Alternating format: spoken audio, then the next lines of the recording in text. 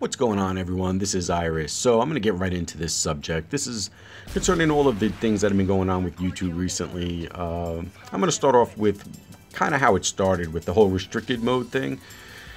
So as you guys are all aware, YouTube went ahead and made changes based on, I guess complaints that they had been getting throughout their community of people complaining about, seeing certain things that they don't want to see. So they went ahead and implemented this thing. It's called restricted mode, and it seems that when a user has it on, they're unable to see or search things, videos, content that YouTube's deemed inappropriate and so forth. And I really didn't pay too much mind to it because I don't think my channel is really controversial or anything like that, but it was odd. One day I went ahead and I put restricted mode on and I took a look and none of my videos came up. And what's funny about it is that you could say, well, Call of Duty is an M-rated game and this and that, because what I'll do is I'll go in and select the game. But it's still odd because I do have videos that have no game selected for it, and the content, the subject is not adult orientated. I would think it's, I don't want to say kid friendly, but it would be something that if a kid listened to, they're not going to cover their ears. And those videos weren't showing, and I was kind of like, well, that's odd. I mean, not that I want 8, 9-year-olds or 10-year-olds, whatever, watching my content anyway, but a view is a view.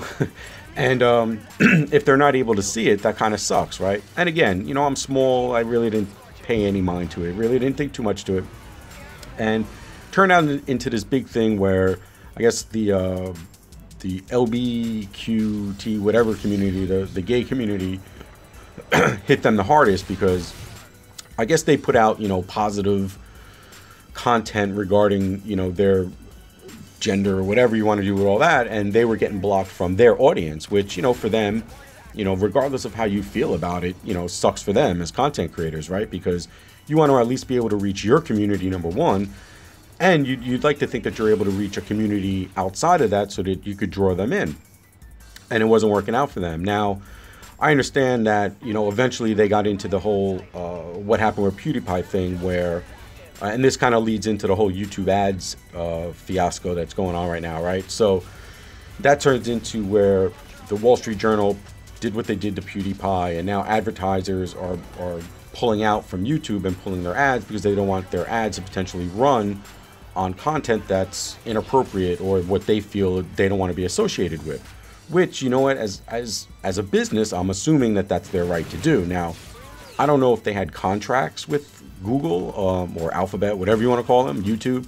I don't know if they had contracts that said, you sign it and the term's good for a year, 2 years, 3 years, whatever it may be, for them to be able to just yank their stuff. I'm sure there's some kind of liability term without getting into the whole legal mumbo jumbo about it. But I'm sure, there's some kind of monetary thing going on behind the scenes between all these companies and everything as well.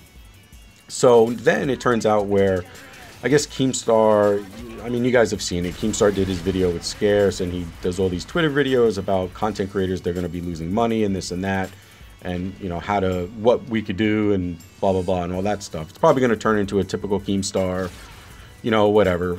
Most of them don't work out. Some of them do, but, he does what he wants, and he's successful at doing it, and, he can do whatever he wants.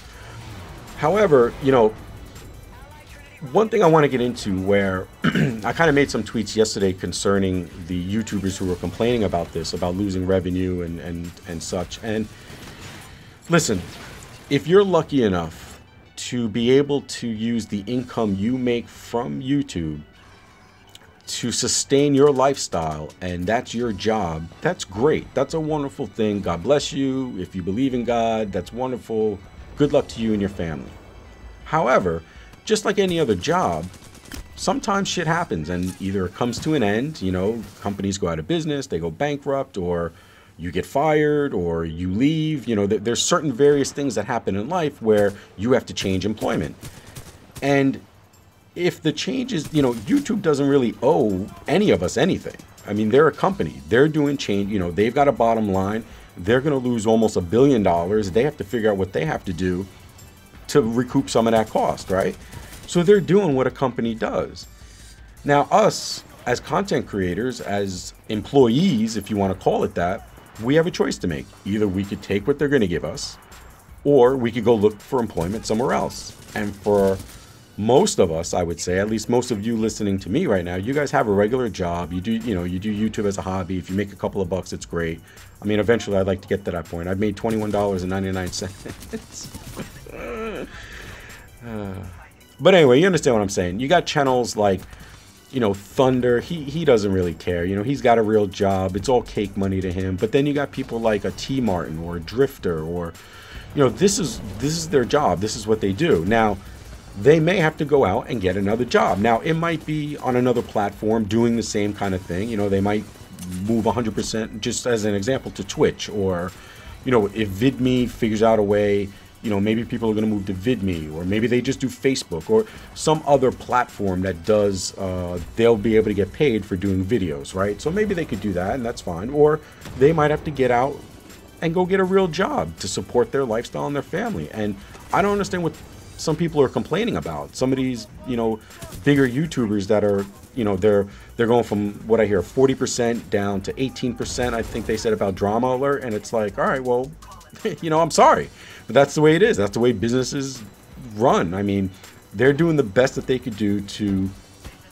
do what they have to do on their side for their money. And these guys all have to make a decision. YouTube doesn't have to give them anything. They don't have to keep it whatever the CPM is, or this and that. I mean, it shows you how much I know. I don't even really mess with the money at all, so I don't even know how that all works out. I mean, I look at my AdSense and I have no idea what any of it means. I just know I need like $80 more to maybe one day get a check. But these guys that are bringing in, God, I mean, how much, like, people like who do I know recently, like Rice Gum and Keemstar and Chaos and all these guys, Drifter and T Martin. These guys are making a lot of money. And if it's not going to be there, I'm sorry, they have to do something else. Smaller channels like us, I mean, whatever, we don't care. Most of us don't even get money from YouTube anyway. And if we do, if you guys do, because I'm not included in that bunch, it's only a couple of dollars. I mean, there's nothing really to complain about anyway. We all have regular jobs, and we would do what we have to do in our regular life to make that money. We'll go get another job, go back to school. There's a lot of YouTubers who are young. They kind of either they got lucky and they hit that algorithm thing and they decided to skip college and they're doing YouTube full time. And listen, that's fine. That's great. You know what? You might have to start taking classes. You might have to check out University of Phoenix or something like that, where you can get a degree and have a backup plan. I mean, I know Keemstar used to work in a lawyer's office or something like that. And, I don't know what, I don't think Drifter really did anything before YouTube besides school or whatever. But, you got to have a backup plan as well. You got to have something to fall back on if your current job doesn't work out. And a lot of these kids, they're going to learn this the hard way. Everyone gets a trophy generation surprise. Sometimes you don't get a trophy. Sometimes you have to go out and earn that trophy. And you have to go out and earn that paycheck somewhere else. YouTube's a company, just like any other company with employees. And sometimes people leave. Sometimes people are forced to leave. And you guys all have a decision to make. And you make the decision based on what's best for you and your family. It was a good run. Some of you have great lives, great houses, great cars, great Christmases, this and that. I do, but I have a regular job. Now, if YouTube was my regular, if I was lucky enough at some point to be making that type of money, and I would have a backup plan. A lot of these guys, maybe they do, maybe they don't, but instead of complaining about what's going on with YouTube and the advertisers, listen, that's their prerogative. That's their choice. If that's what they want to do, they're out.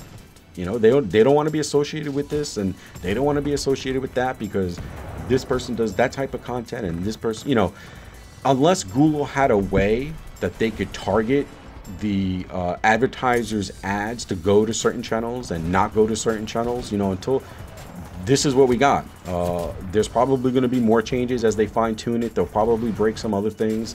I want to believe they're trying to satisfy everyone, but like a lot of other things that are going on right now, it's like the small percentage gets the most attention, and we're gonna see what's gonna happen with this. I wish them all the best. I wish those content creators the best.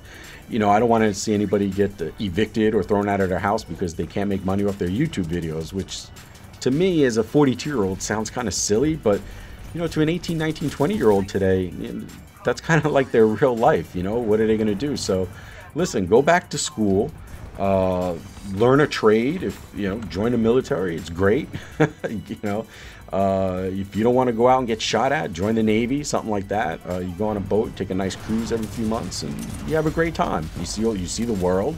You get 3 squares a day. You get a place to sleep. It's great. It's like a long vacation. Take a 4-year vacation. So yeah, let me know down in the comments how you guys feel about it. I know I know a lot of you are probably going to say, you know, tough shit to them, and you know, and that's fine too. Put that down in the comments. But I think most of you will agree, because most of my audience is a little bit older, a little bit more seasoned, and would think of this just like I am. I mean, you know, I'm sorry it didn't work out. Pat them on the back with their cardboard box. Maybe some of them, they get a gold watch and call it a day. I mean, go somewhere else.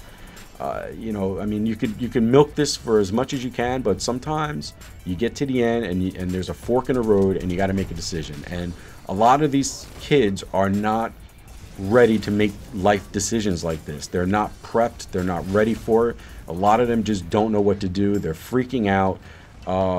You know, the YouTube is their little bubble. It's their little world. A lot of them have no idea what it's like in the real world. And, you know, sometimes it's a shock, but, you know, the human brain is able to deal with this stuff, and they're just going to have to learn and move on. So that's all I got to say about it. I don't want to say I rushed it, but it was kind of on my mind. And now that I'm feeling better, I'm getting my content out. So I kind of pushed this video up in front of some other ones that I'm working on, just to let everybody know I'm working on yeah, I know some of you probably are going to be too, I don't want to say happy with it, but I'm trying to figure out how to do like a Pokemon Go video, just because I do play it a lot, and I kind of want to, there's some Pokemon channels that I watch. I'm going to try to emulate some of what they do as far as the editing and stuff, but I'm still trying to figure out how to do it in Vegas, putting that together.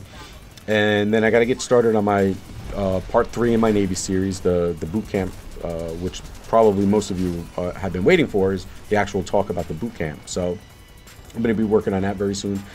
And what I'm going to do is I'm going to try to have, like in Vegas, I'm going to try to have some videos like already done and edited, that at any time something pops up, I could just jump real quick on the mic and get the commentary recorded, so I can kind of stay relevant with what's going on during that day or week or whatever's current, so I could stay current with everything that's going on. So listen, wow, almost 13 minutes. If you guys have stayed this long, I really appreciate it. Let me know down in the comments that you've stayed this long, and see you on the next one. Later.